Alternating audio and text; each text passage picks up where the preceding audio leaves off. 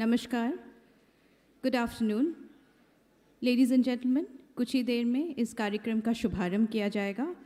आप सभी से अनुरोध है कि कृपया अपने अपने स्थान ग्रहण कर लें और अपने मोबाइल फ़ोन्स साइलेंट मोड पर रखें। Ladies and gentlemen, the program will start shortly.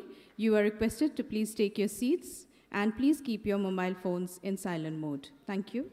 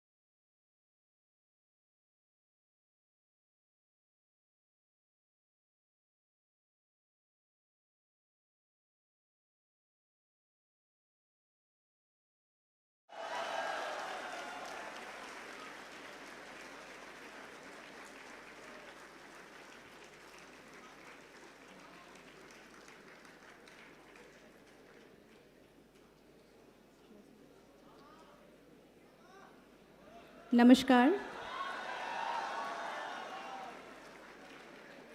Ladies and gentlemen, a very good afternoon to all of you. इस कार्यक्रम में आप सभी का स्वागत है।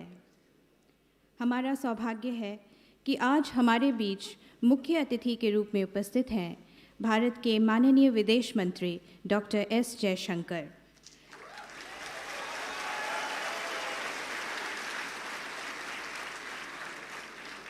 हमारे बीच विशिष्ट अतिथि के रूप में उपस्थित हैं असम के माननीय मुख्यमंत्री doctor Himanta Biswa Sharma.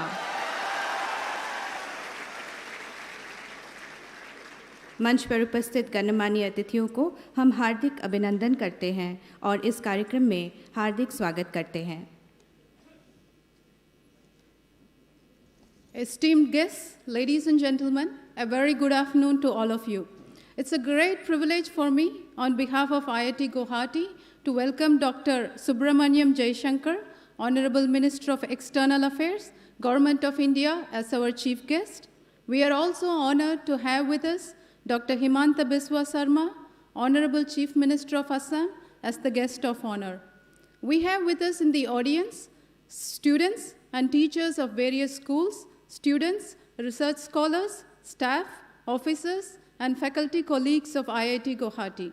Once again, I welcome you all warmly to this interactive session.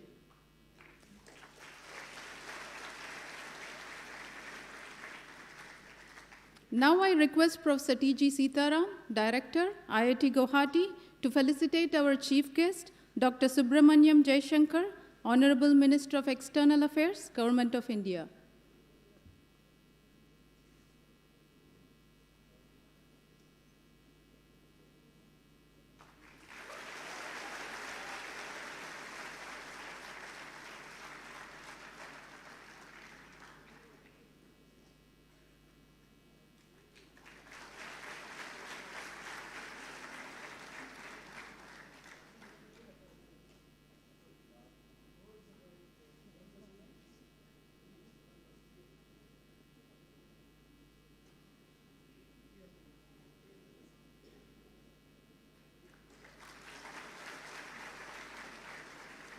I request Professor T.G. Sitaram, Director, IIT Guwahati, to felicitate the guest of honor, Dr. Himanta Biswa Sarma, Honorable Chief Minister of Assam.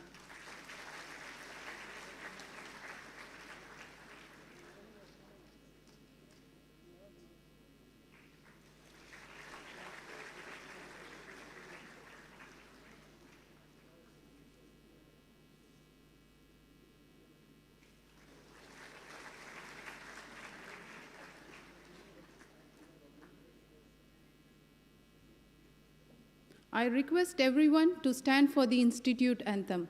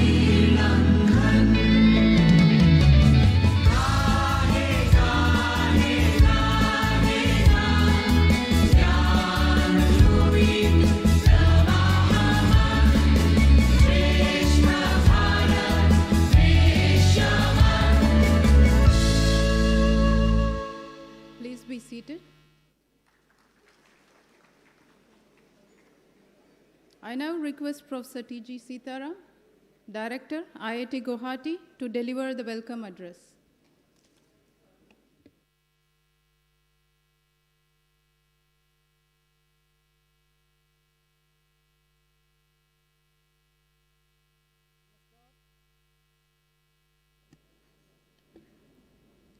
Namaste to everyone. Very good afternoon, Honorable Dr. S. Jaishankar, Honorable Minister for External Affairs, Government of India, our beloved Honorable Dr. Himanta Sharma, Chief Minister of Assam, faculty members, staff members, research scholars, and students of IIT Guwahati, and all the school children from our KV. Good afternoon. Welcome to all of you for this interaction meeting after the distinguished lecture by our Honorable Minister of External Affairs.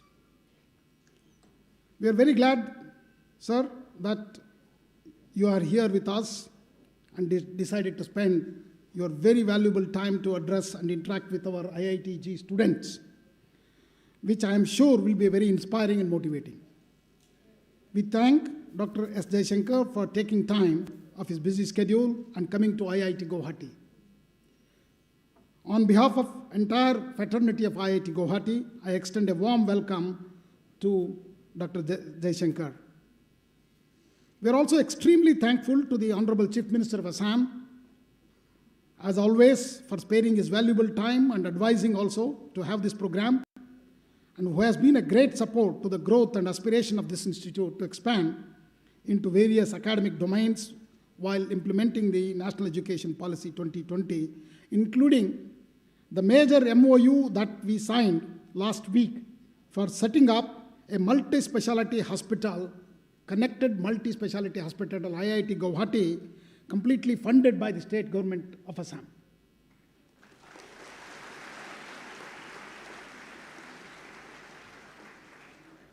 Sir, we will be able to initiate the Department of Mining and Minerals as per your request, as well as School of Earth and Environmental Science to address climate change issues at this institute.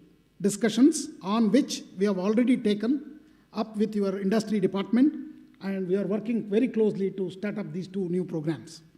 We also take this opportunity to congratulate the Honorable Chief Minister of Assam for successfully completing 1 year in his office. I extend a warm welcome to Honorable Chief Minister Dr. Himanta Sharma Ji. Today, please give him a big applause, please.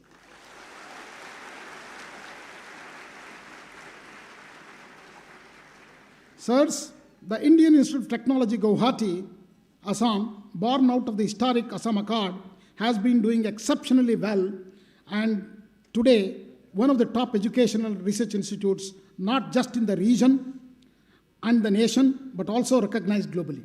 Sir, you would be very happy and proud to hear this news.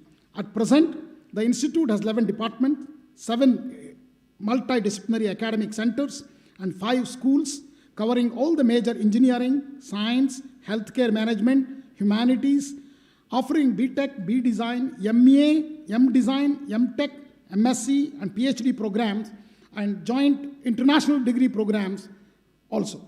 IITG has close to 7,500 students and 450 faculty members with 70 plus international faculty.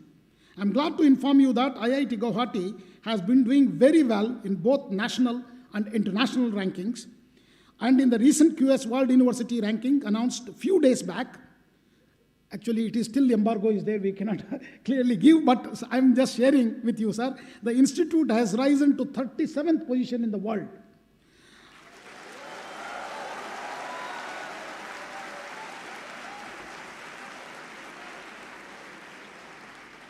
In the research citations per faculty. That means our faculty is doing more than 2,000 research publications per year on an average of 4.5 papers per faculty.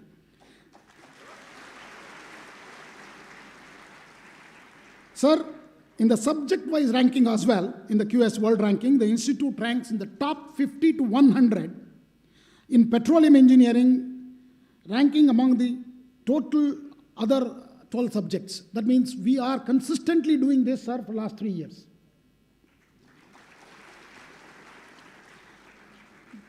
Besides its laurels in teaching and research, IIT Guwahati has been able to fulfill the aspiration of the people of the Northeast, and particularly the state of Assam, which was created by the dream of the ASU Students' Union. Sir, we are trying to do that best to a great extent, and it is striving very hard to grassroots level problems, solve grassroots level problems like disaster management, water sustainability, as well as wherever technological support is needed in niche areas, we are giving our full support to the government of Assam. Over the past few years, IIT Guwahati has made over the years in the areas of science and technology, as well as in the product development and transfer of technology. Some of them you have witnessed, sir, just now. You all had a glimpse of this first-hand experience of various technologies being developed at this institute, both by our students, faculty, and also the startup. Some of the startups are actually comes from the state of Assam. Both to provide support at the grassroots level and high-end research, including during the huge crisis situation of the COVID pandemic, when the institute was able to develop and manufacture VTM kits, RNA isolation kits, and RT-PCR kits, which we have supplied in lakhs to the National Health Mission of Government of Assam. In addition, we had handed over scientific instruments like RT-PCR machines in the very beginning of the pandemic in March 2020 to the Government of Assam and hospitals. And also, we have lent our guest houses and hostels for COVID isolation centers to district authorities, particularly this district of Kamaru. Sir, you were at that time the health minister. You have visited our campus many times, and you have witnessed this yourself.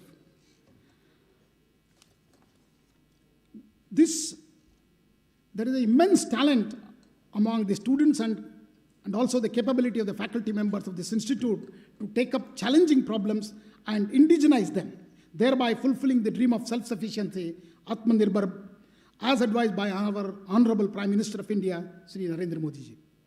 Being a technological institute, many such timely interventions have been made by many students, which have expanded into major industries and service providers to the market, and there are many unicorns created by our alumni.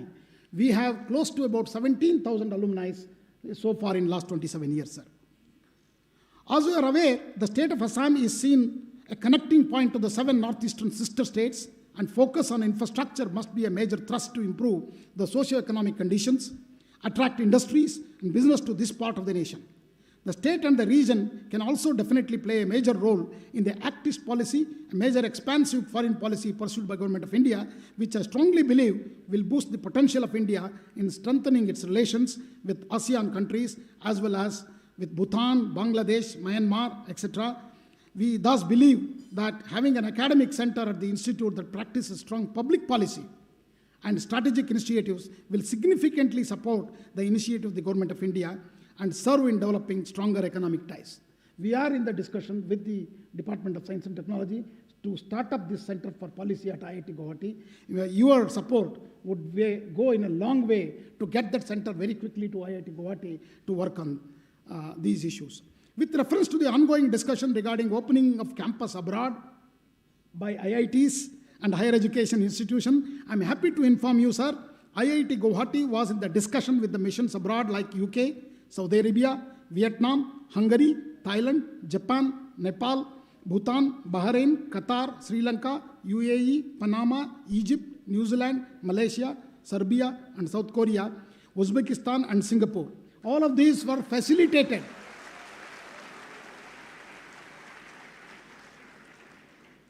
Sir, all of these were facilitated by your office. And for this, we worked under the chairmanship of Dr. K. Radhakrishnan, former ISRO chairman, to look at how we can establish abroad campuses of IITs. Committee has submitted its report, sir, through Ministry of Education. Time has come now to regain the old glory of India by establishing institute across the world and become Vishwaguru once again. To reclaim our place as the leader in the realm of education and ideas, we must stop blindly aping the West. We must deepen our understanding of our intellectual heritage. Through implementation of National Education Policy 2020, We academicians are confident, sir, of delivering this vision for India. Today, IITs, which started as engineering colleges in 1960, have become truly multidisciplinary research universities having humanities, medicine, design, energy, earth and environmental science, along with other basic science, engineering and technology centers. Sir, these engineering colleges are almost doing the undergraduate education until 2000. Today, our institutes have become a research universities. In the last 2 years, IIT Guwahati has transferred 22 technologies to the industry. Our technology incubation cell has graduated 15 students, 15 startups, and presently 17 startups are functioning in the campus. We have co-located 22 companies in our research park, so which we have a dream of extending that to 50 companies so that we can work together with academy and industry interactions. Our faculty has filed more than 200 patents in the last 2.5 years, sir. In recently concluded Northeast Research Conclave 2022, we had taken a pledge through Guwahati Declaration to start 100 startup companies in 3 years. IIT Guwahati is already working very closely with the government of Assam in multiple areas, and particularly we would like to work on the startup policy of Assam, sir. We would love to do that very quickly. IIT Guwahati has already done many startups, as I explained to you earlier, sir. So we also would like to work on the startup policy of the government of Assam to make Northeast as a hub of innovation and startup. With the massive growth and prosperity being witnessed in several sectors across the state, we hope to provide necessary scientific and technological support that the region becomes an industrial hub in the Act-East policy of Government of India. We just came from a meeting of Nadi 3, where we met all the distinguished ambassadors and the senior officials of the different government. Last year, the Quad partner countries, sir, under your leadership, Australia, India, Japan, and the United States, has announced the Quad Fellowships, a first of its kind scholarship program designed to build ties among the next generation of scientists and technologists. So in this direction, I would like to tell you, Australia and India working together as IIT Guwahati is the Center for Excellence in Mission Water. And we have created Australia-India Water Center with 25 universities, 10 from Australia, 15 from India, working together on a mission water. And we are going to offer a new program on transdisciplinary water, particularly focusing on Brahmaputra as the example.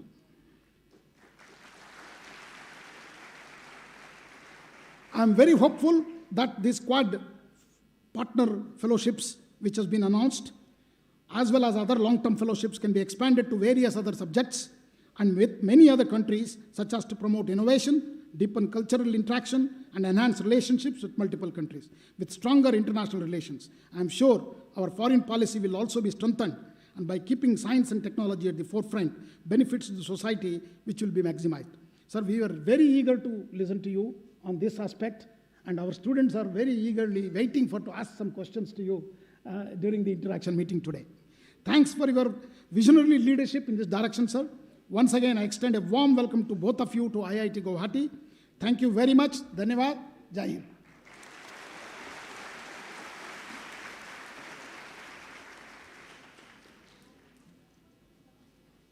Thank you, sir. The guest of honor for today's event is Dr. Himanta Biswa Sarma, Honorable Chief Minister of Assam. Dr. Sarma completed his graduation and post-graduation in political science and earned his LLB degree from Government Law College, Guwahati, and obtained his PhD degree in political science from Guwahati University.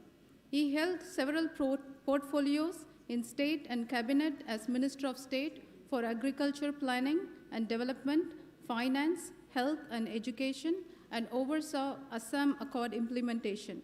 Dr. Himanta Biswa Sarma is the 15th Chief Minister of Assam and currently represents the Jalukbari Assembly constituency at the Assam Legislative Assembly. I request the guest of honor, Dr. Himanta Biswa Sarma, Honorable Chief Minister of Assam, to address the gathering.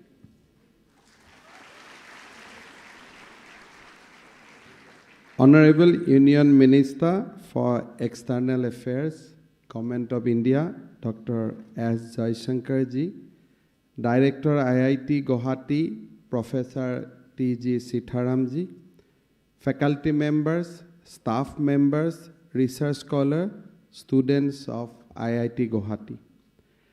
First of all, I extend a warm welcome to Honorable Union External Affairs Minister Dr. S. Jaishankarji to the beautiful campus of IIT Guwahati. Sir, fortunately, this is my constituency also. I am very much delighted that Dr. JaishankarJi, who has made this visit to Assam to take part at the Act East Conclave, taken out time to interact with the students of this prestigious institution.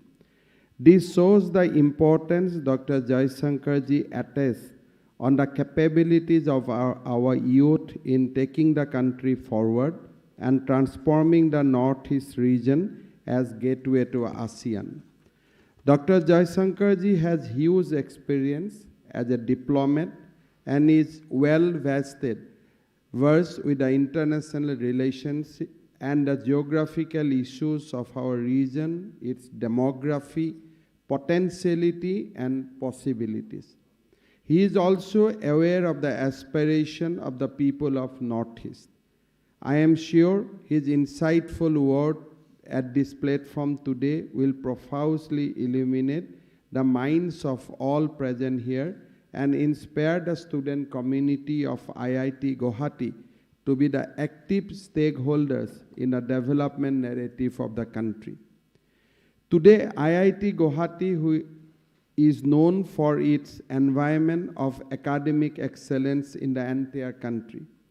The globally competitive human resource and research activities carried out at this institute has significantly benefited our society. I am confident that in the days to come, IIT Guwahati will grow to global prominence and a graduate of this institute will lead the nation in every field of activity. Here I would like to inform Dr. Jaishankarji that in the fight against COVID pandemic, the IIT Guwahati has immensely helped our government and we have been working together on several projects. The government of Assam has already collaborated with IIT Guwahati for multiple initiatives. I have mentioned in the morning about our collaborated effort for establishing a world-class multi-speciality hospital at IIT Guwahati campus, which will be an advanced healthcare innovative institute. Government of Assam has already sanctioned rupees 546 crore, and we have taken a decision to support the institute for initially for a period of 7 years. Since 2014, the Northeastern region have witnessed remarkable transformation under the visionary leadership of Honorable Prime Minister Shri Narendra Modi ji. From connectivity to commerce and infrastructure to IT, there has been an incredible change in the Northeast today. Significant improvement in air, road, and river connectivity has potentially transform our region from periphery of the country to being the center stage of India's relationship with ASEAN nation. Honorable Modi ji launched the Act East policy in 2014 with a vision to promote economic cooperation, cultural ties, and developing a strategic relationship with ASEAN through continuous engagement at bilateral, regional, and multilateral level. This policy has opened up new doors of opportunities in communication, transportation, trade, business, tourism, cultural exchange, sports, information technology, agriculture, and many other sectors to link Northeast with ASEAN and BBN countries. Over the past 7 years, India's engagement with the ASEAN countries has grown exponentially. Trade relations have matured, investment have grown substantially, and connectivity between the Northeast and Southeast Asia is fast becoming a reality. I strongly feel that in giving further push to translating Honorable Prime Minister's vision of Act East through Northeast. IIT Guwahati has immense potentiality. This needs to be properly explored and acted upon. I am sure that Dr. Jaishankarji's words will give a new direction to this prestigious institute to define its role in terms of effective implementation of ACT's policy. I have been informed that IIT Guwahati is having very strong collaboration with India's partner countries of Quad. Apart from Australia-India Water Center, several inland water transport projects that is working, IIT Guwahati has several joint degree programs, students and faculty exchange program with Japan and USA. You are aware that recent Quad Summit reiterated the strong resolve to maintain peace and stability in the Indo-Pacific region. The member countries also committed for joint efforts to provide sustainable infrastructure, to strengthen educational opportunities, and to mitigate and adapt to the impact of climate change, which pose serious challenge for our region. Another important aspect that was discussed was to focus on cyber security. I am sure that with the expertise available, IIT Guwahati can lead us in providing support on cyber security and high quality education aspect. At this event, I also take this opportunity to urge IIT Guwahati to the lead in partner with the state and the union government to strengthen science and technology cooperation, tackle the climate crisis, infrastructure project development, combat cyber threats, disaster response and preparedness, sustainable usage of water resources, identify new collaboration opportunities for the benefit of the region and the country. I have been informed that IIT Guwahati is working to initiate a center on public policy at the institute, which I am sure work on closer engagement with local population, government, industry, identify real policy problems and help in resolving them. Just now I mentioned to Director IIT that state government of Assam is working on a very good startup policy which should be the best in the country. So I have sought cooperation from Director IIT to formulate a startup policy for the state of Assam which we can showcase, and from which policy even the startup initiative of IIT Guwahati can also be immensely benefited. I am very much hopeful that IIT Guwahati will share its knowledge, infrastructure, and know-how of scientific and translational potential so as to develop a knowledge-based society.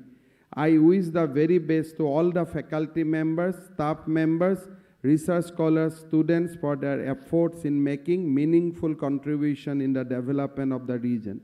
Before ending my words, I thank Director IIT Guwahati, Professor T.G. Sitharamji, for this opportunity to share my thoughts with the bright minds of this prestigious institute, which I hope will find reflection in their future initiative. I conclude my words by thanking Dr. S. JaishankarJi once again for his visit to our state and also this premier educational institute of country. I will conclude by one word about Dr. Jaishankarji. He is a true friend of Assam. He is helping us with lot of projects. He is taking a lead role in developing Northeast relationship with our neighboring countries so that Northeast can become an economic hub. It can become a center of the Act East policy. He is giving us lot of new direction. We are getting lot of aid from externally aided projects. JICA has given us recently a big health infrastructure projects. ADB has given us a skill university. World Bank is helping us in improving inland water connectivity with river Brahmaputra. Recently, we have laid the foundation stone of a big river terminal between Guwahati and North Guwahati. You have all seen the new bridge which is coming up between Guwahati and North Guwahati. Now we will have another bridge in Sualkusi and Palasbari through all the financial aid of New Development Bank, NDB. And we are getting projects after projects. Today, Assam is having the third largest portfolio in the country in attracting externally aided projects. So all this happening because of the profound love and affection to the people of Assam. The Prime Minister has the kind of love and affection for our region. Dr. JaishankarJi has the kind of love and affection to the people of Assam. I'd like to just conclude my speech through experience of last 20 days of mine. I am in politics since 2001. I think I completed 21 years as an MLA from this constituency. In this entire my long political career, I have not seen visit of Union Defense Minister, President of India, Prime Minister of India, External Affairs Minister of India, Education Minister of India, and day after tomorrow, Finance Minister of India will also come to Assam. In 1 month, so many dignitaries has visited Northeast region, Assam. So these amplify or these give us a reassurance that how much today leadership of Delhi care for Northeast. Recently, I have an interaction in Delhi media. They said, what is the difference between now and then? I said, earlier, Northeast used to come to Delhi with a begging bowl. Now, the Delhi come to Northeast with lot of gifts and affection. Thank you so much.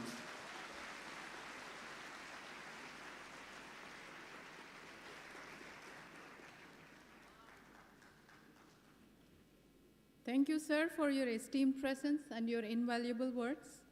The chief guest for today's event is Dr. Subramaniam Jaishankar, Honorable Minister of External Affairs, Government of India. Dr. Jaishankar is India's External Affairs Minister since May 30th, 2019. He is a member of the upper house of India's Parliament from the state of Gujarat. He was the Foreign Secretary of India from 2015 to 18, was an ambassador to United States 2013 to 15, China 2009 to 2013, and Czech Republic 2004 to 2009. He also served as the High Commissioner to Singapore 2007 to 2009. He also served in other diplomatic assignments in embassies in Moscow, Colombo, Budapest, and Tokyo, and in the Ministry of External Affairs and the President's Secretariat. Dr. Jaishankar is a graduate of St. Stephen's College at the University of Delhi. He has a master's in political science and an MPhil and PhD in international relations from Jawaharlal Nehru University, Delhi. He is a recipient of the Padma Shri Award in 2019 and has written a widely acclaimed best-selling book, The India Way, Strategies for an Uncertain World, which was published in 2020. Now the chief guest, Dr. Subramaniam Jaishankar, is kindly requested to address the gathering.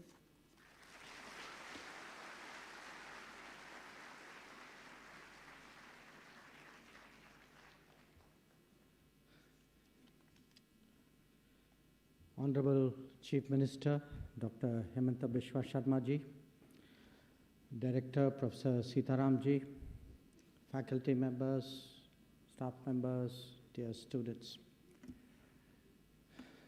Let me say what a great pleasure it is to be amongst all of you, to look at you, and in a way it makes me nostalgic, it makes me think back perhaps a day when I was sitting somewhere out there. And it's really a very great pleasure to be here. Now, when I would have been sitting back there, I would have asked myself, okay, today one more minister is coming and he's going to give one more speech which we'll all have to listen to. So here's the good news. I don't have a speech. So I'll tell you what I do have. I have a piece of paper, this big, which I sat early in the morning and I asked myself, what could I say which would be relevant to you? What would be my message if I were in your place?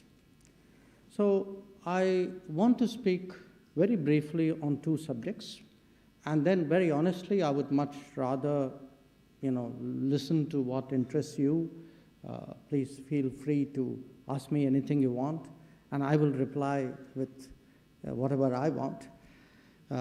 So I see today in a way as the voice of experience, that's me. Dealing with the sources of energy, that's you. And hopefully, at the end of the day, I will walk away with more energy, and some of that experience maybe will rub off onto you. So what really was in my mind as I think of all of you? I know I have come to an IIT, and I heard what the director and the chief minister said. IITs are actually among the best recognized Indian brands in the world.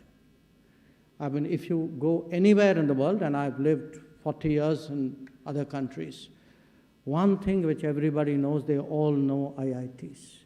And in fact, what the director raised, the possibility of IITs going out, it is it's something which in my mind should have happened a long time ago. Today, the new education policy provides for it, and I hope one day in the very not distant future, we will actually see it happen, and I hope very much that you are one of the IITs whose footprints extend abroad.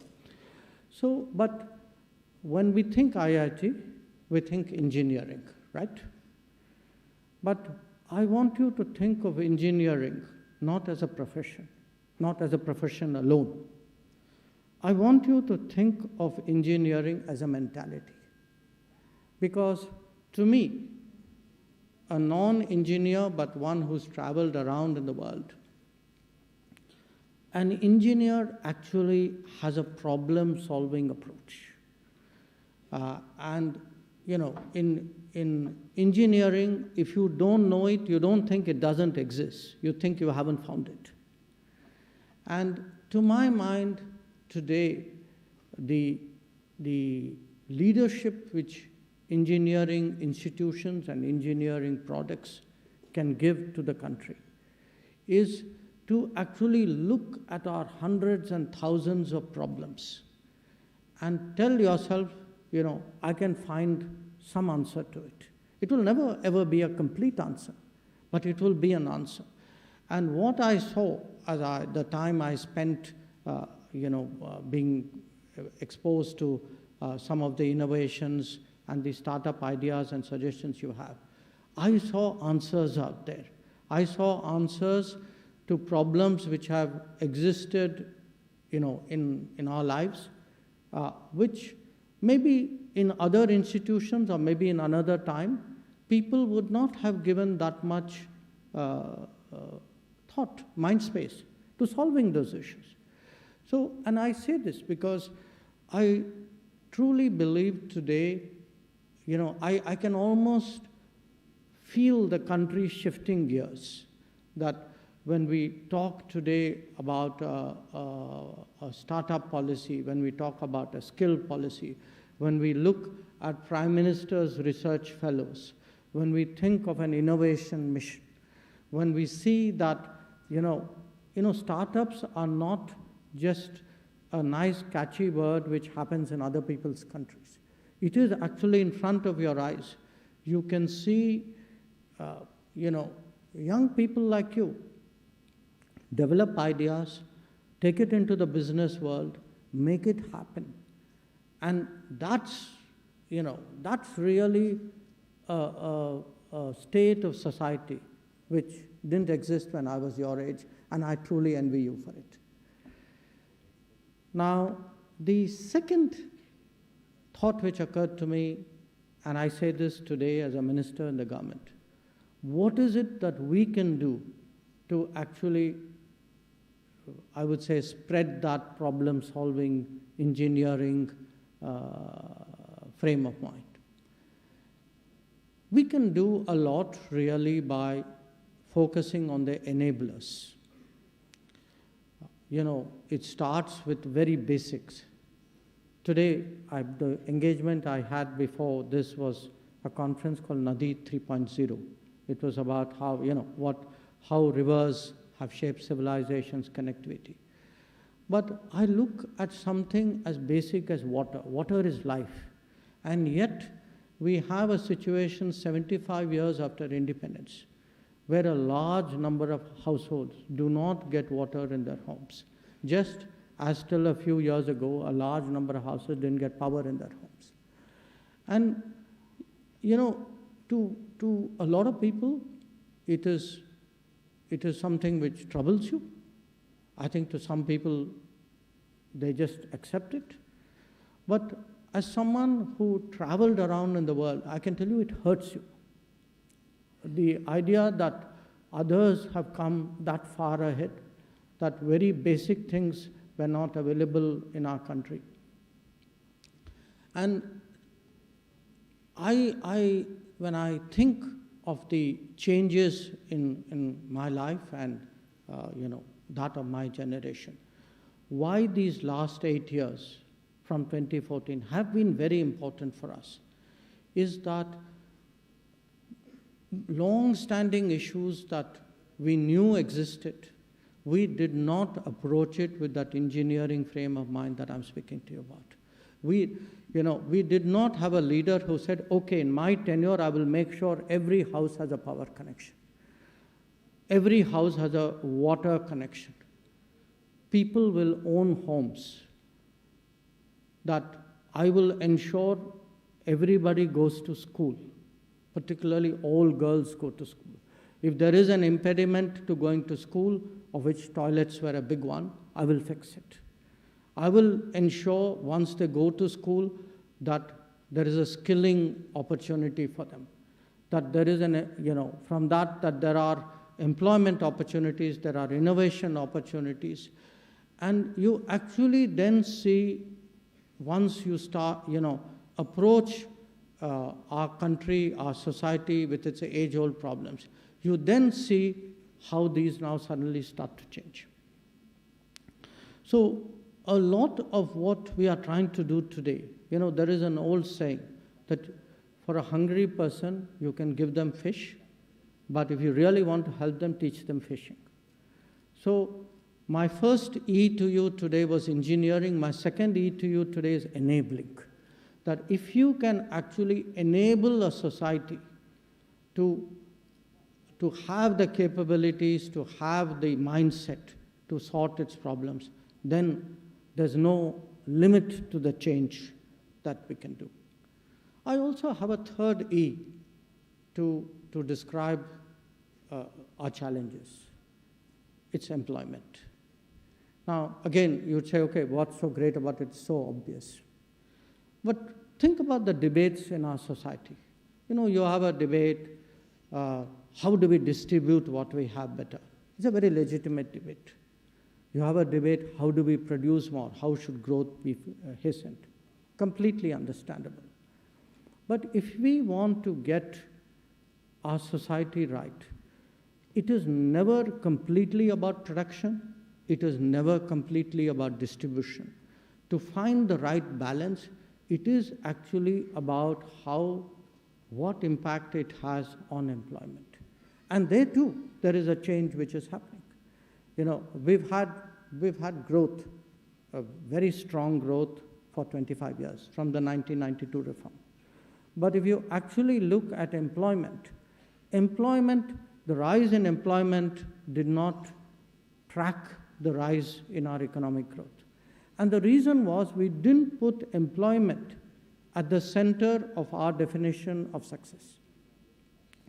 So when I sort of contemplate your future, what would be the next 20 years? I would very much hope that we are able to build an India that is very focused on employment. And to my mind, employment finally means more manufacturing, it means more self-employment, it means formalization of the economy, it means more startups, it means really maximizing the spread of technology.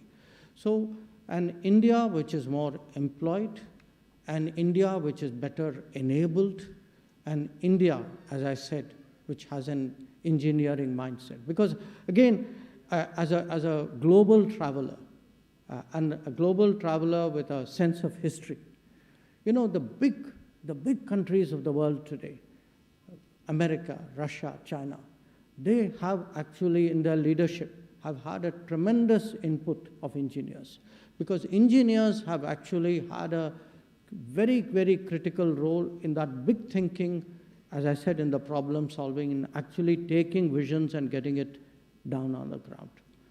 So that's the vision of India that I wanted to share with you.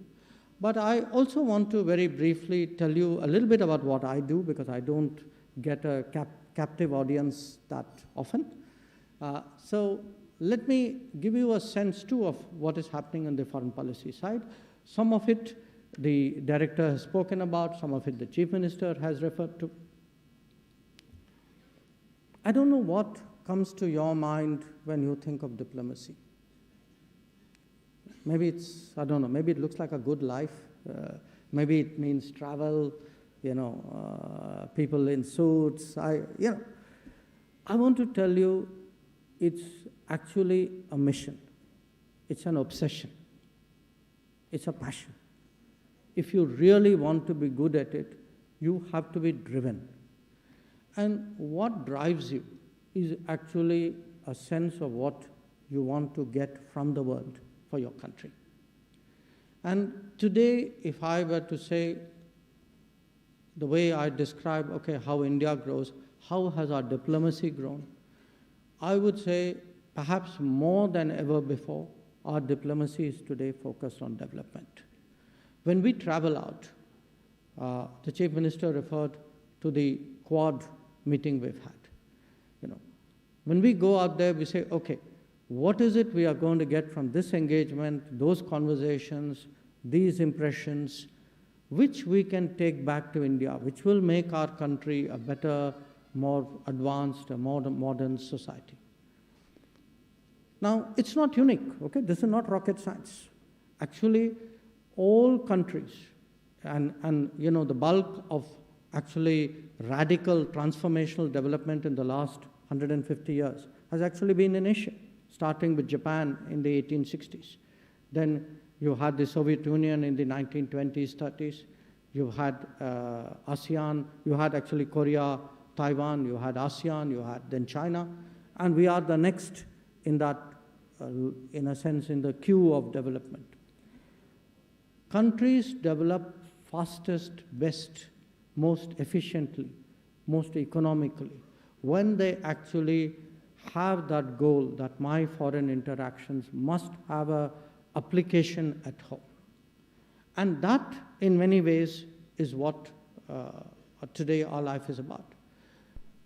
I remind you of the example the Chief Minister gave, working with Japan to build bridges across the Brahmaputra, working with Japan to improve the sewage and the water system of Guwahati.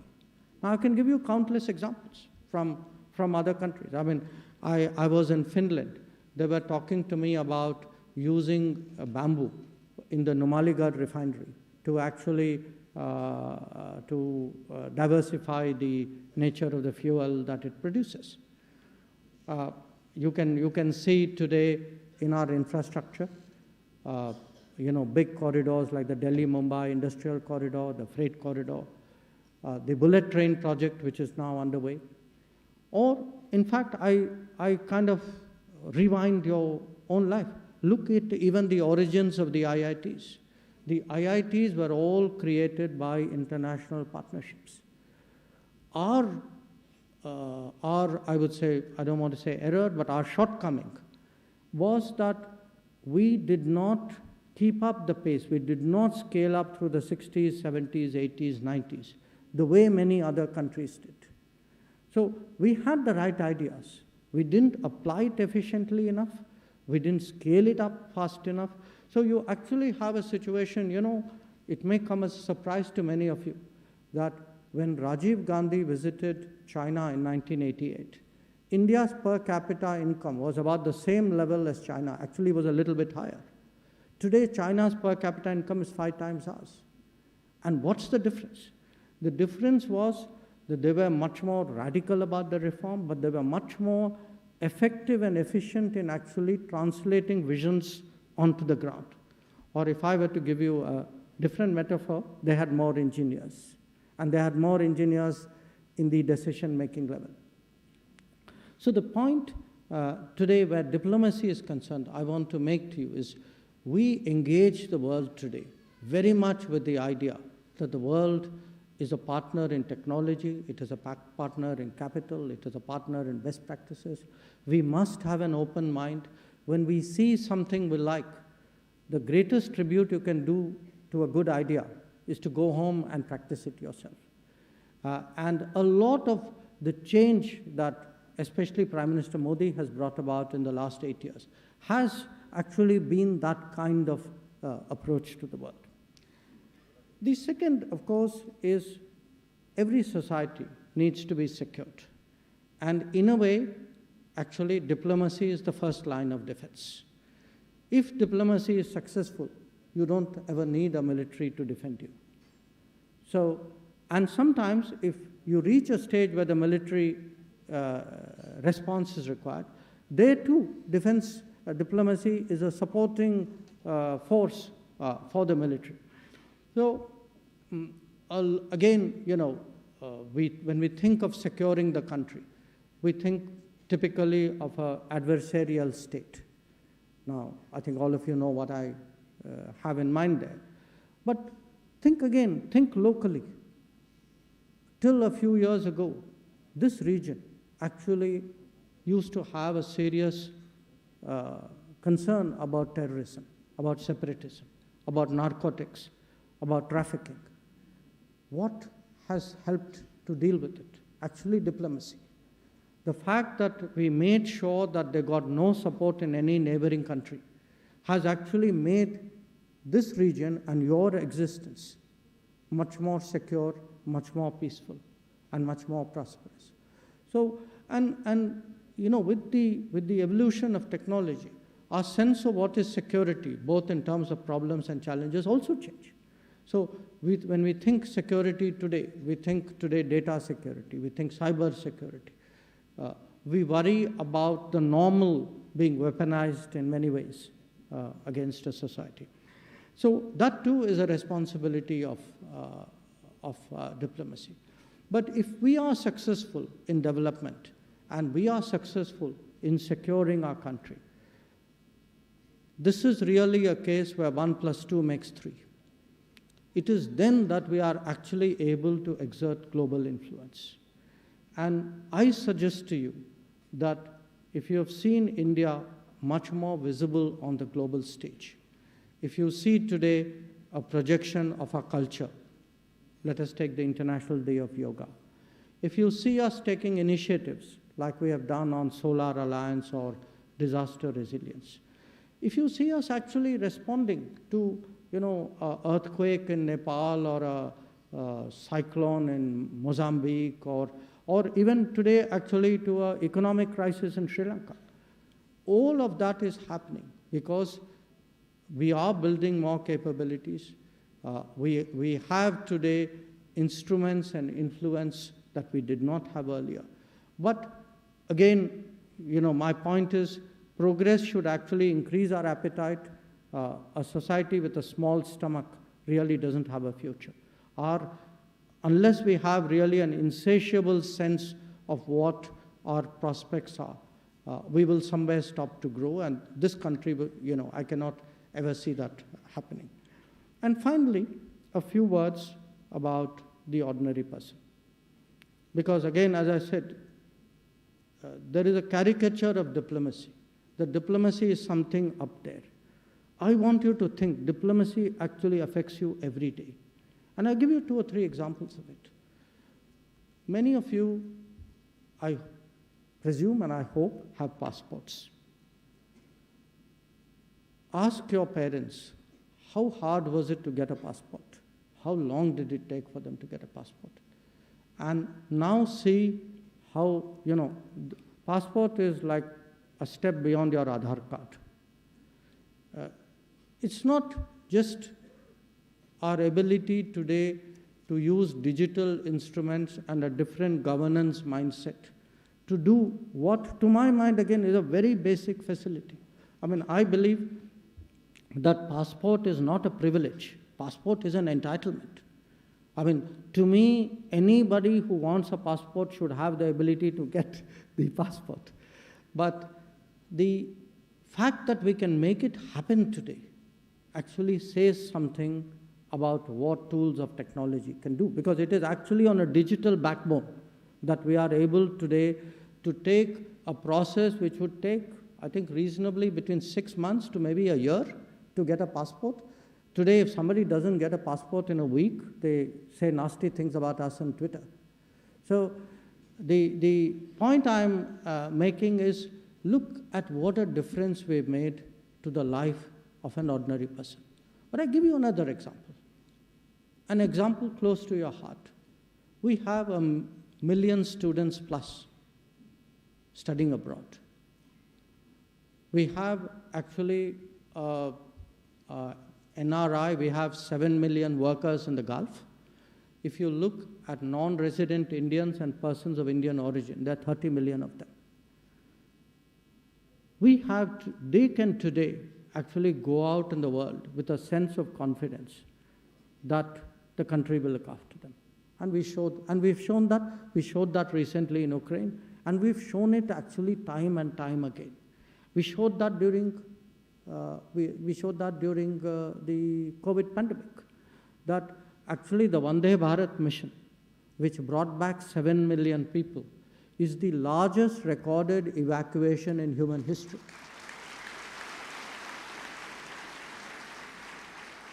Now, here too, some of it is capability. A lot of it is also leadership. It is about willpower. So my message to you today is, look, we are, this country, this society, your generation, you are at the cusp of actually a very big change. Even, I saw for myself, and I heard the director speak about, in fact, the Chief Minister also, about the contributions which were made by your own IIT during COVID. But think about something which today we all see as so normal. The fact that everybody in this room, I hope, is vaccinated. It's so natural, and yet it is so remarkable. Because let me tell you, there are large parts of the world where this did not happen and still hasn't happened. And not just vaccinated. Often, we were at the end of the queue for anything new that happened. The idea that we could actually have an invented in India vaccine, that we could actually have multiple Make in India vaccines. And even on Make in India, I would say, the same vaccine was actually made at multiple places. In terms of scale and, I would say, efficiency, the Indian producer was actually way ahead of his peer group in the rest of the world. So I cite that to you. The amazing thing about the world is remarkable things are happening around us every day. Okay. We should not ignore that they are remarkable. We should not marvel that they are remarkable, because then we kind of say, okay, that's exception, we can't ever do it again. We have to be aware of it, we have to internalize it, we have to create that new normal, and then we have to proceed to take our country, our society, the coming generations to the next stage. When I look at all of you, I see the medium which will make it happen. Once again, I want to say it's today, for me, really a great source of energy, of even inspiration, that I have an opportunity to come and talk to you, and I'd be very happy to respond to any thoughts that you may have. Thank you very much.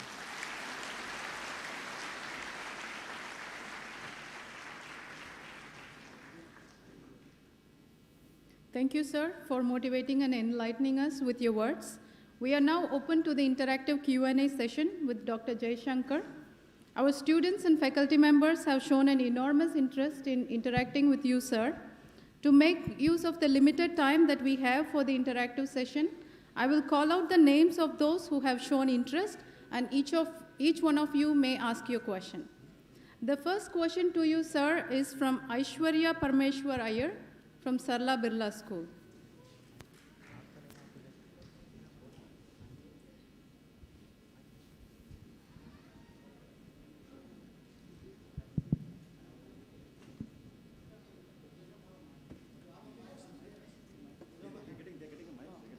While the mic comes, I don't want to waste her time. Yeah, please.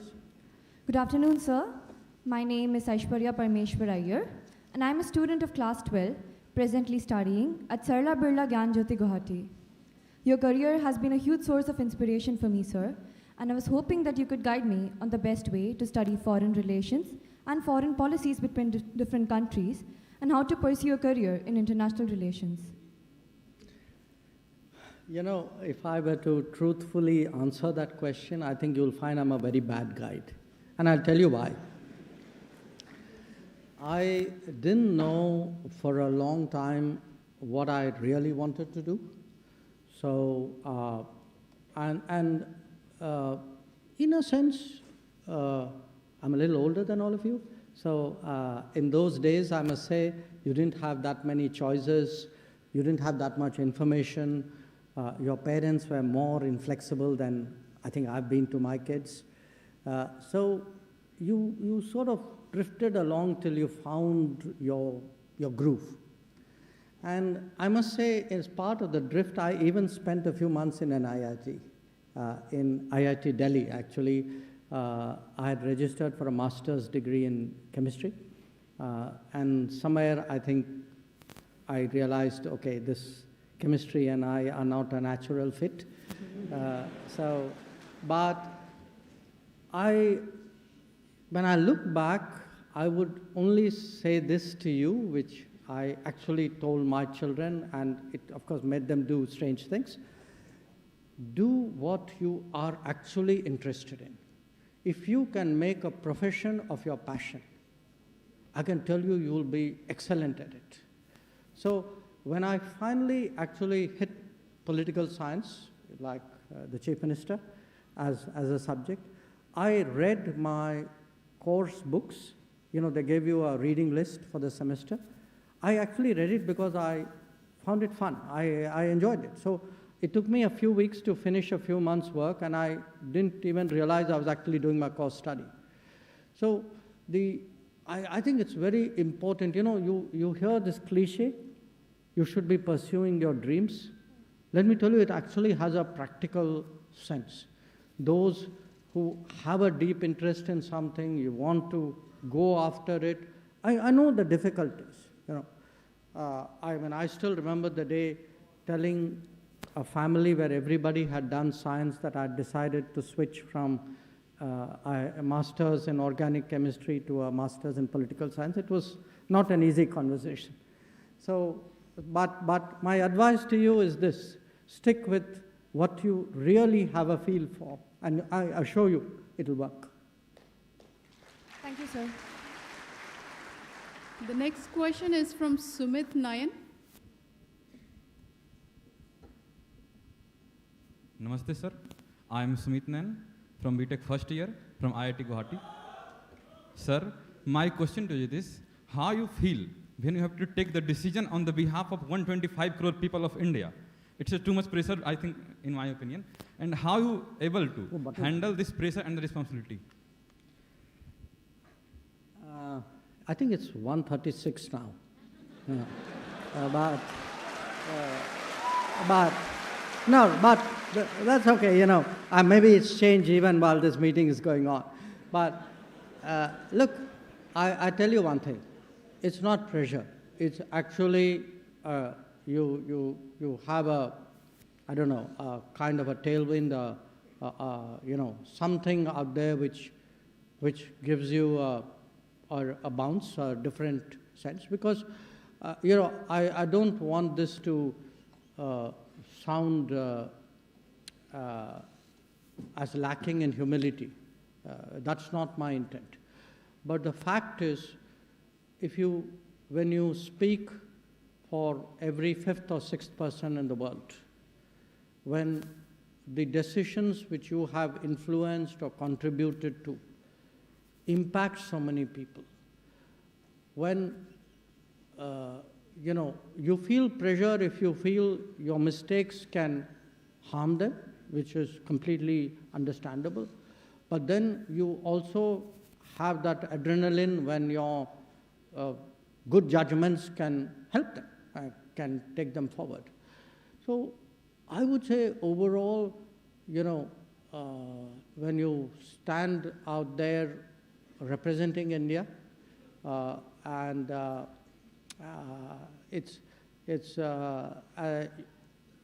do I put it to you? When your national anthem plays, when your flag goes up, when you're standing out there, it's a feeling very difficult to describe. And it's a very good feeling. Thank you. The next question is from Deepak Kumar Mishra. Good afternoon, sir. My name is Deepak Kumar Mishra. I'm a research scholar from Chemical Engineering Department here. So my question to you, sir, in the current geopolitical situation, how can India manage to maintain its stand of non-alignment in such a polarized world? Thank you. Look, this is not a new challenge, but I grant you, every time it happens, when the world polarizes, it has its own complications. And we are at that state right now, because partly, there are multiple reasons. The conflict in Ukraine is one reason, but that's not the only reason. I think the polarization in Asia has a very completely different reason for it and a basis for it. How do you manage it? First of all, we need to be clear about what our interests are. We need to be confident that we will be pursuing them. At the same time, we need to be skilled to both build a narrative and harmonize what are our interests with as many others as possible in the international community. I can stand up and say, look, this is what India wants, this is what India thinks. It's not easy, difficult to do. But I would not be doing my job if I did it in a way in which I alienate everybody else in the room who actually feel, well, this person is a very selfish person who's only thinking of themselves. And we are not. We are not a selfish country. In fact, we are a country which in many ways has been generous even at a time when, we were much poorer. So a lot of this, you asked me, how do you handle a polarized world? I think once you have the clarity, once it is backed up by confidence, once, in a sense, I would say you've done your numbers right, you've done your preparations, you figure out what are the interests of other people, and then you put it to them in a way in which it makes sense. Diplomacy is, a lot of it is a very intercultural exercise. You're talking to somebody from a very different society, often with a different language or any other social characteristic. And if you're really good in your business, you need to understand what is in their mind and put it to them in a way in which they will understand it, which is where experience and education comes in. So if you are to use an example, I would, if I were to talk to an American or a Russian or a Chinese or a Japanese, I would use an example from their history, from their society, a metaphor which they will understand. But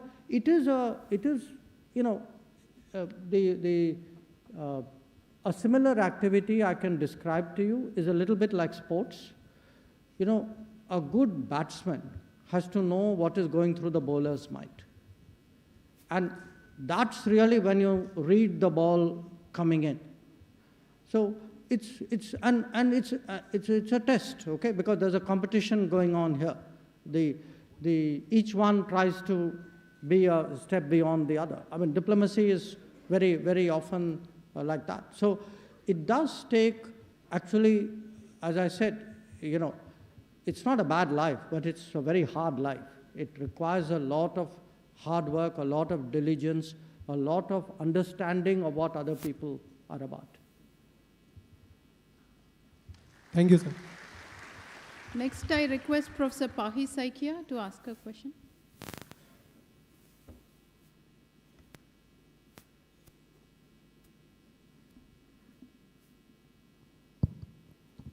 Thank you. A very good afternoon, sir. Thank you for being here and for your wonderful thoughts that you shared with us today. Sir, this question, I am Pahi Saikia. I teach political science.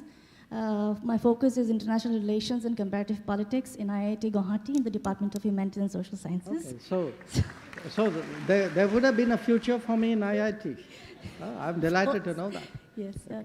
So my question is related to the Chin refugees in Mizoram, which is very specific, and India's relations with our neighboring country, Myanmar, and have been working on it for a few years now.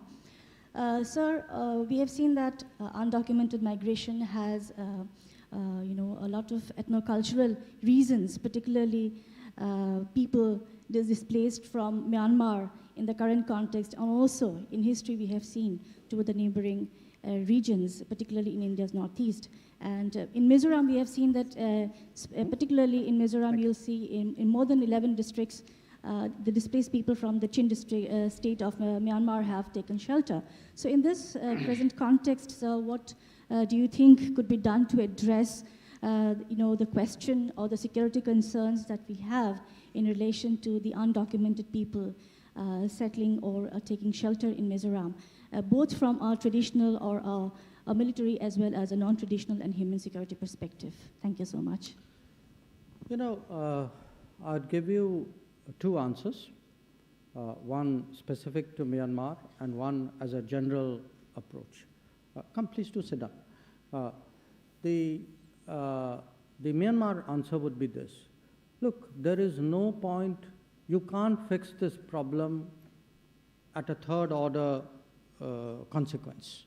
You know, if things were not happening on our border, something happened in Yangon and Napido in the capital, which then created a cascading impact, which finally spills onto our border, which is what you are talking about. So I can be sympathetic to what is to a human situation on my border, but it doesn't solve the problem.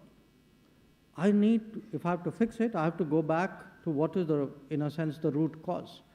And the root cause today is really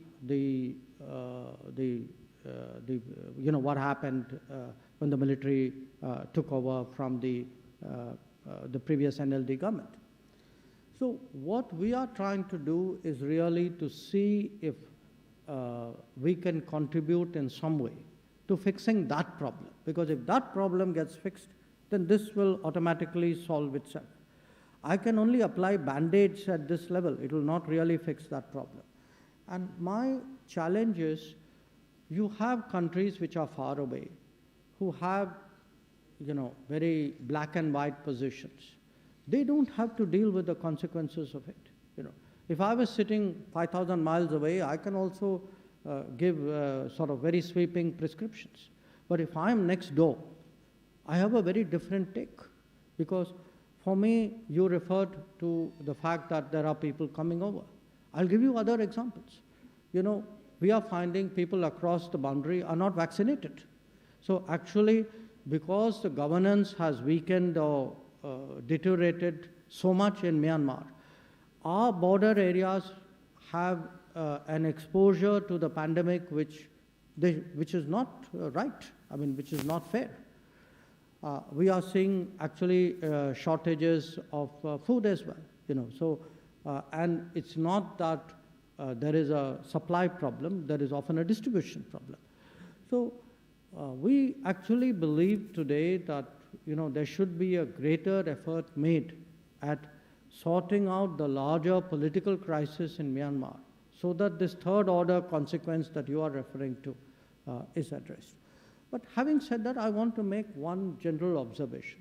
Look, everybody, we're all human beings. None of us likes to see grief or sorrow or distress or humanitarian situation. But we also have our own homes to run. We have our societies to take care of. To me, progress and good governance is not being, I would say, oblivious to what is happening on our borders and what it then does at home. I think today we have the ability to actually track what is happening on our border, to monitor that, to ensure that the rights of our citizens and the interests of our country is also equally protected. We are not open house for the rest of the world.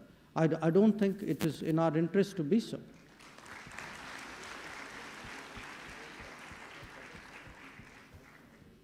Next question is from Lieutenant Colonel Udit Chaturvedi. Jain sir. Sir, I'm Lieutenant Colonel Udit Chaturvedi, presently pursuing my master's in communication engineering. Sir, I would request the Honorable Minister to kindly enlighten us with respect to the changing dynamics in Indian subcontinent, especially our immediate neighbors, that is Sri Lanka and Nepal. How do we envisage countering the Chinese exploitation of this scenario, sir?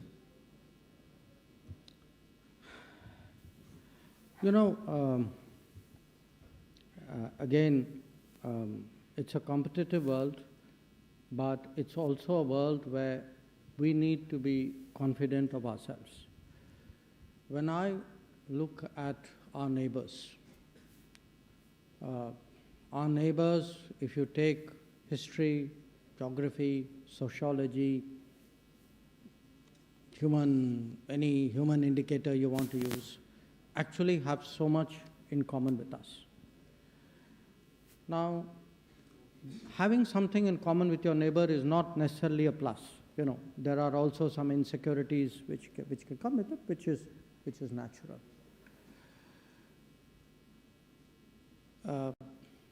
My sense is our best policy towards the neighborhood, and we actually have thought about it at great length, and we even have a name for it.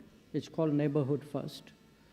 It is a policy which should very clearly recognize to ourselves, we are the biggest country by far. We are the only country with whom each one of our neighbors is connected. Very few of our neighbors, Bangladesh and Myanmar have a common border, but by and large, if you see, the bulk of our neighbors only have a border with us as opposed to another neighbor. They are far behind us in the development curve, many of them. Even if their per capita income may be higher than ours in some cases like Sri Lanka, in terms of capabilities, there are many things they don't have. So we need to make up our minds. Do we want a larger, prosperous, secure, participative neighborhood? So it's like you in the street where you live.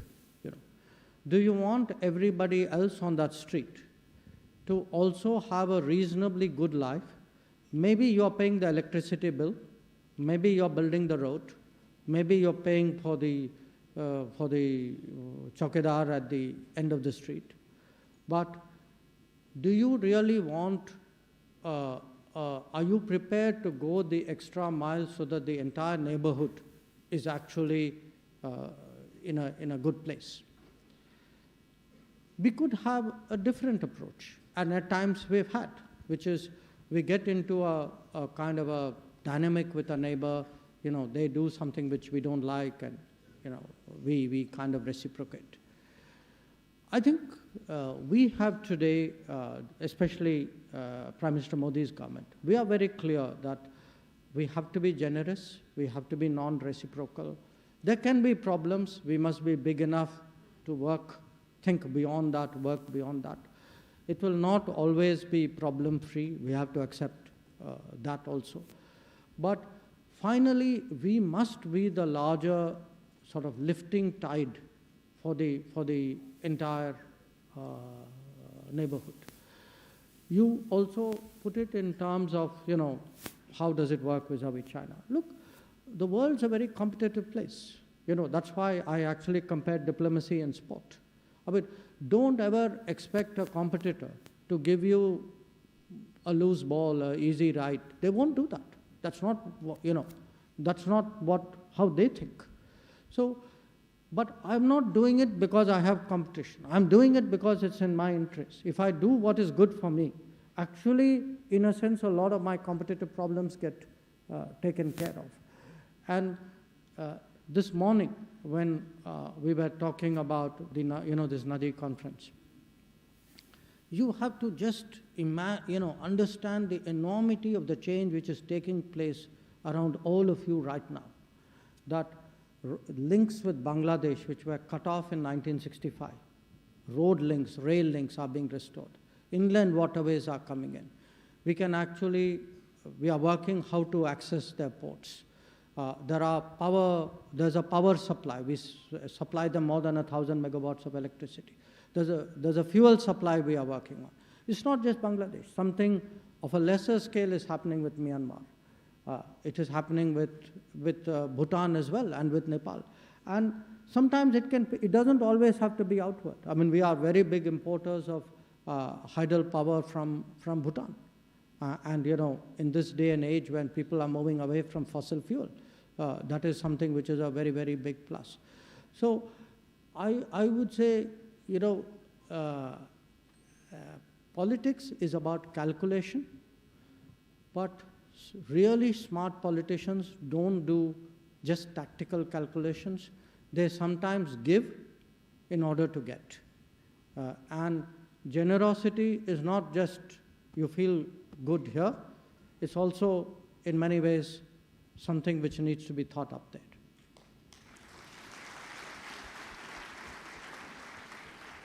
Next question is from Shipra Rajput. Namaste, sir. Actually, I was very much excited about your visit. My name is Shipra Rajput, and I'm a PhD scholar in EEE department. So my question to you is, India has a large number of talented and skilled youths. As we can see, our tech graduates are running the top tech giants in the world, like Google, Microsoft, etc. So, sir, I would like to ask, what effective measures will help to retain the talent in our country in order to realize our dream of India becoming a world leader or Vishwaguru?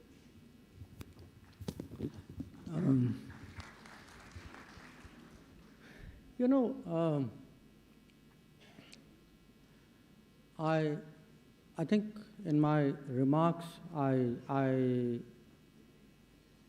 shared with some of you that when I travel around the world and look at the progress of other countries, it hurts me sometimes when I say, why isn't this happening in my own?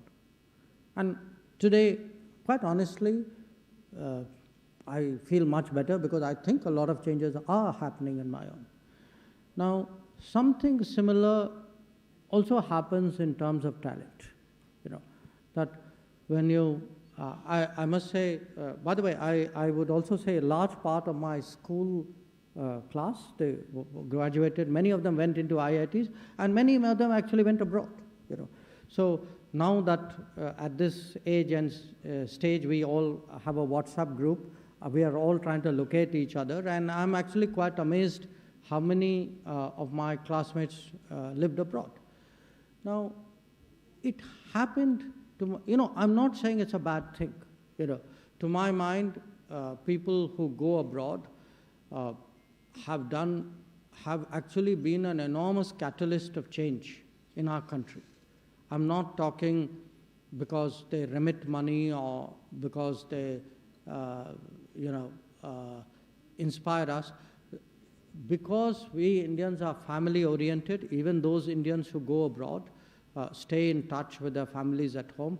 So for every one person out there, 5 others have some connectivity and some influence, and we keep talking to people. And so there's actually, it's very non-quantifiable, but the Indians abroad actually have been a very powerful force of change in India.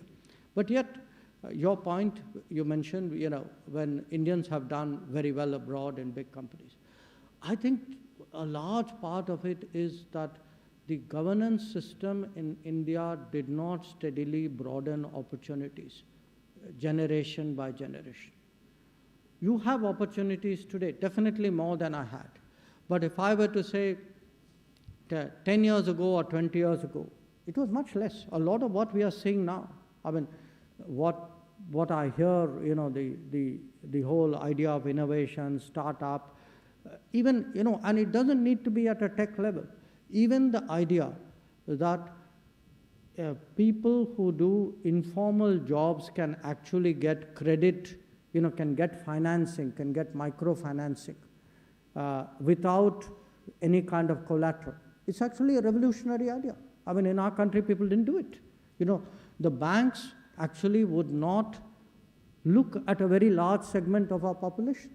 And that is one of the, when I spoke about those remarkable changes which you now assume is normal, this is one of the remarkable changes which has happened actually in the last few years. So I would say, to me, how do you create more opportunities? How do you promote? How do you encourage people to do more things and make businesses out of it? To actually, and a lot of what we are doing, the enabling E I spoke about. If you have a drone policy, for example, you are sending a signal that, look, there's a whole drone domain out there in which you can make a living. If you have a space policy, you can do. So I think we are still evolving. There's enormous room for growth, to my mind, in this. But how, to my mind, the more we are able to make our own society an exciting place for talent, I see our national prospects very much tied to it. Next question is from Harshavardhan.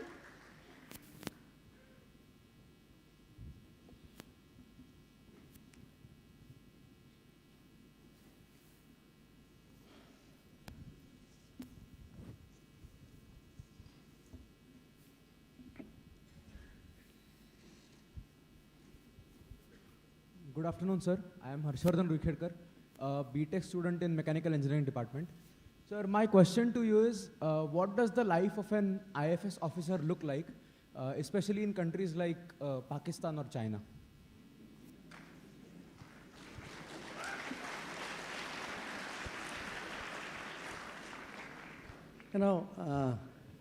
I can tell you secondhand about Pakistan. I've never lived there. I visited there. I lived 4.5 years in China. I can speak with a little more authority. Look, again, there's the good side, there's the side which gets the imagery and the admiration. There's the difficult side. And I'd share very small things which matter a lot. I went,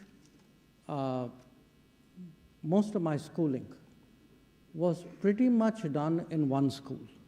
I lived in Delhi, from the time I was a child till I went to university.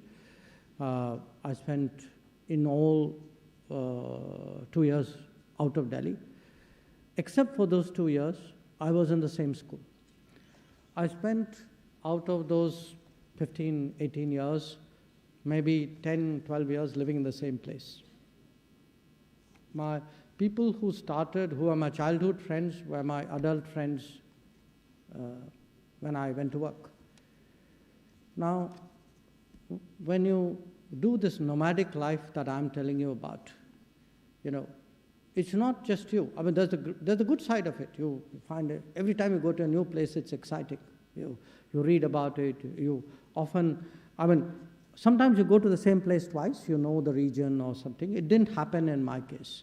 I did 8 postings, 7 of them were to completely different countries. So often you went to a place which you had only read about in a book, and believe me, I'm a pre-internet age guy, okay? So I didn't even have anything, there was no web for me to check and say, okay, what does the place look like? So you have the, the social restrictions often, that if you live in a society which is not that open, your circle of friends is very different. So it's all business and less social. It can be very disruptive. As I said, I went to one school most of my life. I think my children would have gone to at least 4 or 5.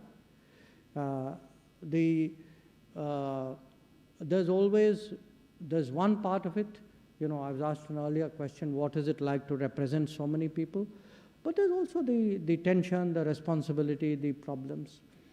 So it's, if you are in a place, because you gave me 2 examples of 2 very tough relationships, where sometimes something happens between the countries, and that impacts on you, because you are the point person, or you have to deal with it. Or the period when I was in China as ambassador, we actually had a border standoff in Depsang in 2013.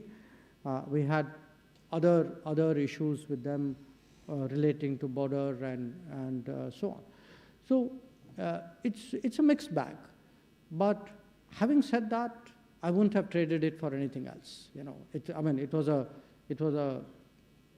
was something which is a kind of a profession, one of a kind. You grow every day. You are actually a very Atmanirbhar person, because you are operating with a very limited systemic support. You think you have a 360 view which you very rapidly develop. So there are a lot of personal qualities that come with a cost. Often the costs are with the family, but sometimes tough places are very educative. You mentioned Pakistan and China. I actually spent 2.5 years, 3 years almost in Sri Lanka during the time we had a peacekeeping force, where things were very, very violent. So those are all the ups and downs you got to take, but it's part of what you have chosen. And as I said, at the end of the day, when you represent 1.24, 1.36, it's something which motivates you. Should we? 2 more. Next is from Ashish Kumar Tiwari. Good afternoon, sir. My name is Ashish Kumar Tiwari. I'm pursuing my MTech in EEE department. My question to you is, in the recent times, we have noticed that India's diplomatic stand is getting stronger, especially during this Ukraine-Russia war. How well is this India's assertive and more independent approach in its foreign policy being received by the EU and the USA? Why were the things not the same before? Well, that's not not an easy question to answer. Why were things not like that before? But I tell you very honestly, it's not like we one day woke up and said, okay, from tomorrow morning we're going to be assertive. What happened very honestly was that on some issues, there was a concerted effort made to pressurize us. A lot of it came from the media, international media. Some of it came from other governments. And, when you have that kind of situation where others push you to do something which you do not believe is in your interest, or to make a choice which you do not agree with, or to forego a choice which you do not wish to do. You have to decide what is the best way of dealing with those kinds of pressures. It's natural inclination to first say, okay, let me try and explain, let's be tactful about it, maybe they will understand. Then at some point of time you realize that no, they know exactly what they're doing. If they are saying something about you, it's not like they have a different set of numbers. They have the same set of numbers that you do. So I think at that stage it's important to speak up. So I'm not, I am honestly not a combative person, but I also am a person who believes that when I have to draw a line and say what I have to say, I would be prepared to do that, because I think the interests of the country require us to do that. Thank you, sir. The final question is from Professor Palash Ghosh.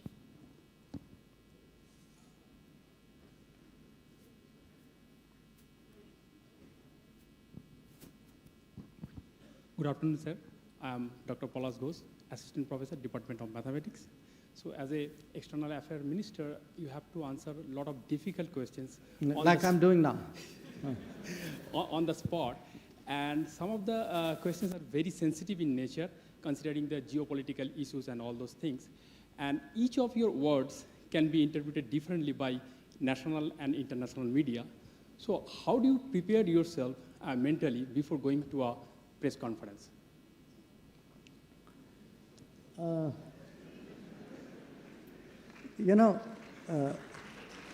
Look, this answer is actually going to scare you, and I hope you don't lose confidence in me. Most of the time, you don't actually, consciously prepare. Meaning what happens? This is something we do as a routine. Even you keep discussing, you keep engaging. And it's not just me. I have, after all, a spokesperson of the government who works in my ministry. They have a briefing. So you keep, I would say, like net practice. You keep discussing things. If they ask this, what would you say? What is the messaging we should put out? What is it we should not say? Exactly what you said. How would we be read here? But at some stage, if you've done enough of it and you have a sort of aptitude for it, you have internalized it so deeply that it's a instinctive response. So there is something there. There is a training, There is a experience. There is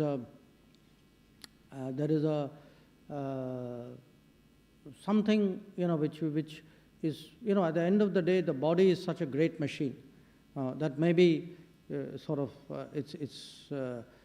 got assimilated out there. So often I would say when I think back at some of the difficult situations, typically there would be about 70-80% in any situation which you would have anticipated, you would know. Because it's not like you walk in without preparation. Ideally, I would like to, ideally I would have liked to know what all you guys were going to ask me today, ideally. But often, I would say 10% would take you by surprise or would come at you from an angle you haven't thought. And that's really where your instinct and your experience comes in. And by the way, I'd be honest, and sometimes you make mistakes.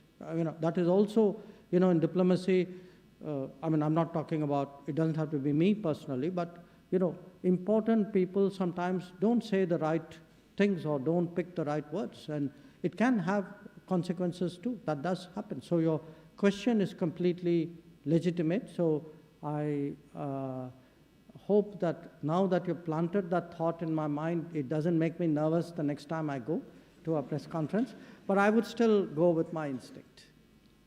So thank you. Thank you so much. Thank you, sir, for this memorable interaction. Now I request Mr. Sarthak Saxena, Vice President, Student Gymkhana Council, to deliver the vote of thanks.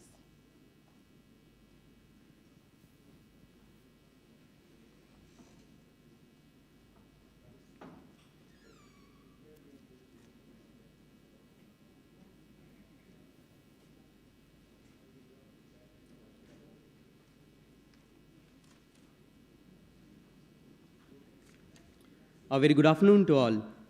Once a great man whispered, feeling thankfulness and not expressing it is wrapping a present and not giving it. Today, I take the opportunity to put all my gratitude into words. On behalf of the IIT Guwahati community, I wish to communicate my utmost respect, admiration, and gratitude towards the Honorable Minister of External Affairs, Dr. S. Jaishankar, and the Honorable Chief Minister of Assam, Dr. Himanta Biswa sir, for blessing us with their presence and prudent words. We are deeply thankful for the honor you did by gracing our institute. I'd like to thank the Director IIT Guwahati for his presence and guidance. You have been a constant support. I must not forget to thank the faculty, students, the organizing committees, and volunteers who have made this day a very successful one. Thank you one and all. Thank you. I thank all of you for your active participation, and this concludes our interactive session. I request everyone to remain seated until all the dignitaries leave the auditorium.